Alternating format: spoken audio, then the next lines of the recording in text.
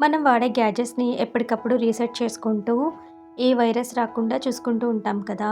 అలాగే మన బాడీని కూడా వీక్లీ వన్స్ ఇలా ఈ జ్యూస్‌తో రీసెట్ చేసుకున్నారంటే బాడీకి ఎంతో మంచిదండి. నమస్తే అండి. నా పేరు Kavitha. Welcome to Kavitha's kitchen. ఇవాల్టి వీడియోలో మనం డీటాక్సిఫైడ్ జ్యూస్ ఒకటి చూద్దామండి. దాన్నే ఏబీసీ జ్యూస్ అంటారు. ఏబీసీ అంటే ఏం లేదండి, యాపిల్, బీట్రూట్ అండ్ క్యారెట్‌తో చేసిన జ్యూస్ అండి. కొద్దిగా అల్లం వేసుకొని చేసుకుంటాము. చాలా అంటే చాలా టేస్టీగా ఉంటుంది. ఇది తీసుకోవడం వల్ల రక్తశుద్ధిని చేస్తుంది. అలా రక్తశుద్ధి అయినప్పుడు మన బాడీలో ఉండే ప్రతి ఒక్క సిస్టమ్ అనేది బాగా పనిచేస్తుందండి. త్వరగా ప్రాసెస్‌లోకి వెళ్ళిపోదామా మరి? ఈ జ్యూస్ కోసం నేను ఒక యాపిల్, 2 క్యారెట్, ఒక బీట్రూట్ తీసుకున్నాను. అల్లం ముక్క కూడా తీసుకున్నానండి. నేను తర్వాత చూపిస్తాను దాన్ని.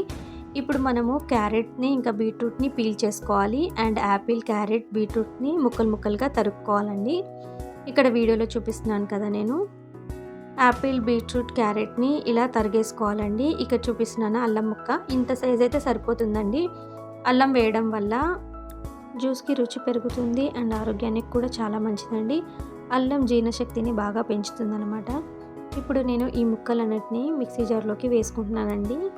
మన జ్యూసర్ జార్ అనమాట, మిక్సీకి వస్తుంది కదా, మీకు తెలుసు కదా. ఇది లేకున్నా కానీ నార్మల్ మిక్సీలో కూడా వేసుకోవచ్చు. అంటే నార్మల్ అంటే మన పప్పు రుబ్బే మిక్సీ జార్ ఉంటుంది కదా, అందులో కూడా వేసుకోవచ్చు. ఇలా ఒక గ్లాస్ నీళ్లు వేసుకొని మిక్సీకి వేసుకోవాలండి. బాగా మెత్తగా పేస్ట్ అయ్యేలాగా వేసుకోవాలి. అంటే అప్పుడు పేస్ట్ అయితేనే మనకి జ్యూస్ అనేది క్వాంటిటీ బాగా వస్తుంది కాబట్టి బాగా స్మూత్‌గా అయ్యే వరకు బీట్రూట్, క్యారెట్, యాపిల్ ఇంకా జింజర్ బాగా పేస్ట్ అయ్యేలాగా మనం మిక్సీకి వేసుకొని గ్రైండ్ చేసుకోవాలండి. ఇక్కడ చూస్తున్నారు కదా, నేను ఇక్కడ చూపిస్తున్నాను. మనకి జ్యూస్ అనేది ఇలా అయ్యింది. ఇప్పుడు దీన్ని వడకట్టుకోవాలండి. వడకట్టుకోవడానికి నేను ఒక బౌల్లోకి ఈ జ్యూస్ స్ట్రెయినర్ ఉంటుంది కదా, దాన్ని యూస్ చేసి వడకట్టుకుంటున్నానండి. మనం పట్టుకున్న జ్యూస్ అంతా ఈ స్ట్రెయినర్లోకి వేసేసుకోవాలి. వేసుకున్నాక మిక్సీలో కొద్దిగా నాకు అడుగున పేస్ట్ ఉందనమాట. సో నేను కొద్దిగా వాటర్ వేసేసుకొని మళ్ళీ ఇందులోనే వేస్తున్నాను.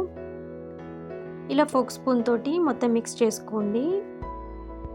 జ్యూస్ అంతా ఇలా కిందికి వచ్చేలాగా ఫోక్ స్పూన్తోనన్నా ప్రెస్ చేసుకోవచ్చు. లేదంటే మన పప్పు గుత్తి ఉంటుంది కదండి, దాంతో ప్రెషర్ ఇచ్చి ప్రెస్ చేసుకున్నారంటే ఎంచక్కా ఇలా పడిపోతుందనమాట కింద. ఇలా జ్యూస్ అంతా మనము కలెక్ట్ చేసేసుకోవాలండి. కలెక్ట్ చేసుకున్న తర్వాత నేను క్వాంటిటీ చూపిస్తాను కదా, ఒక గ్లాస్ పైనే వచ్చిందనమాట నాకు. ఆల్మోస్ట్ పెద్ద గ్లాసున్నర వచ్చింది. ఇక్కడ గ్లాస్ చూపిస్తాను నేను.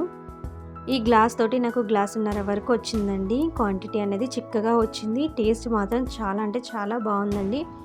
మన జ్యూస్ అనేది ఇట్లా ఈజీగా ప్రిపేర్ చేసుకొని ఇంట్లో మీరు డైలీ తాగారనుకోండి ఇంకా మంచిది. లేదు అంటే వీక్లీ వన్స్ కానీ ట్వైస్ కానీ మార్నింగ్ బ్రేక్ఫాస్ట్ ముందట కానీ, లేదంటే ఈవినింగ్ టైమ్ అంటే స్నాక్స్ టైంలో 4 o'clock అలా తీసుకున్నారంటే చాలా మంచిదండి. ఇది తీసుకున్నాక ఒక హాఫ్ అన్ అవర్ వరకు ఏం తినకండి. ఎందుకంటే ఇది బాడీ అబ్జర్వ్ చేసుకోవాలి కదా, మనకి టైం పడుతుంది. బాడీ అబ్జర్వ్ చేసుకుంటేనే కదా మనకి మంచి రిజల్ట్ అనేది వస్తుంది. సో ఖచ్చితంగా ట్రై చేయండి. ఐ హోప్ మీకు ఈ రెసిపీ నచ్చిందని నేను అనుకుంటానండి. ఇలాంటి మరికొన్ని వీడియోస్ కోసం నా ఛానల్ని సబ్స్క్రైబ్ చేసుకోండి. ఈ రెసిపీకి ఒక చిన్న లైక్ ఇచ్చి నాకు సపోర్ట్ చేయండి. Thank you for watching.